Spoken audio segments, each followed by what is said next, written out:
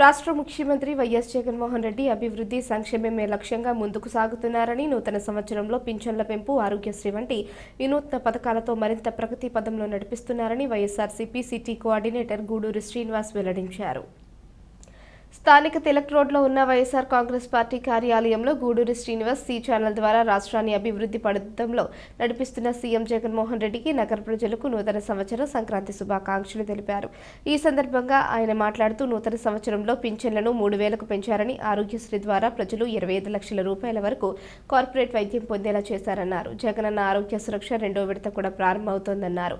అభివృద్ధి సంక్షేమంలో సీఎం జగన్మోహన్ రెడ్డి నేతృత్వంలోని ప్రభుత్వం నెంబర్ 1గా పనిచేస్తుందన్నారు. ఈ కొత్త సంవత్సరంలో కూడా జగన్మోహన్ రెడ్డి అమలు చేస్తున్న సంక్షేమ పథకాల ద్వారా ప్రజలకు మరింత మేలు జరగాలని ఆకాంక్షించారు. రాజమహేంద్రవరం సిటీ నియోజకవర్గం కూడా అభివృద్ధిలో ముందుకు సాగుతోందని, జగన్మోహన్ రెడ్డి సహకారంతో ప్రగతి పదంలో సాగేందుకు అవసరమైన విధంగా కృషి చేస్తున్నామని తెలిపారు.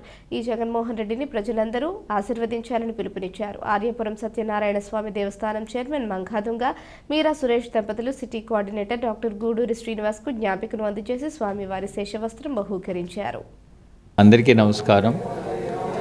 ముందుగా సి టీవీ ఛానల్ ప్రేక్షకులందరికీ నూతన సంవత్సర మరియు సంక్రాంతి శుభాకాంక్షలు చెప్తూ, ప్రజలందరూ కూడా రాబోయే కొత్త సంవత్సరంలో సుఖశాంతులతో, ఆరోగ్యాలతో సౌకర్యవంతంగా ఉండాలని చెప్పి దేవుడిని ప్రార్థిస్తున్నాను.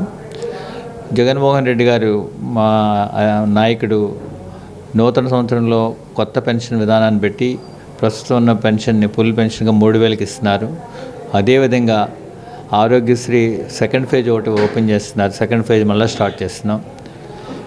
అన్ని విధాలుగా కూడా సంక్షేమం, రాష్ట్రాన్ని అభివృద్ధి చేస్తూ పలు 13.5 లక్షల కోట్లు పెట్టుబడులు వచ్చాయి. విశాఖపట్నం, విజయవాడ, తిరుపతిలో ఐటీ పరిశ్రమలు స్టార్ట్ అయినాయి. అంటే రాష్ట్రాన్ని సంక్షేమం ఇవ్వడమే కాదు, అభివృద్ధి పదంలో నడిపిస్తూ, అదేవిధంగా విద్యకు అత్యంత ప్రోత్సాహాన్ని ఇస్తూ, అంటే అమ్మఒడి, విద్యాదీవెన, వసతి దీవెన, ఫీజు రీయింబర్స్మెంట్ అనే కార్యక్రమాల ద్వారా విద్యకు అత్యధిక ప్రాధాన్యతనిచ్చి, ఒక కుటుంబంలో ఒక వ్యక్తి చదువుకుంటే ఆ కుటుంబం స్థితిగతులు మారుతాయని నమ్మి విద్యకు అత్యధిక ప్రాధాన్యతనిచ్చి, అదేవిధంగా ఆరోగ్యంలో ఆరోగ్యశ్రీని 25 లక్షలకు పెంచారు.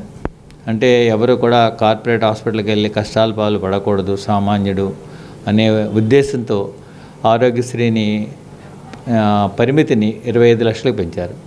ఇంత మంచి అభివృద్ధి చేసి రాష్ట్రాన్ని అభివృద్ధి పథంలో నడిపిస్తున్న ముఖ్యమంత్రి గారికి సి ఛానల్ ద్వారా శుభాకాంక్షలు, అభినందనలు తెలియజేస్తూ అందరికీ మరొకసారి నమస్కరిస్తూ ధన్యవాదాలు. నూతన సంవత్సర శుభాకాంక్షలు.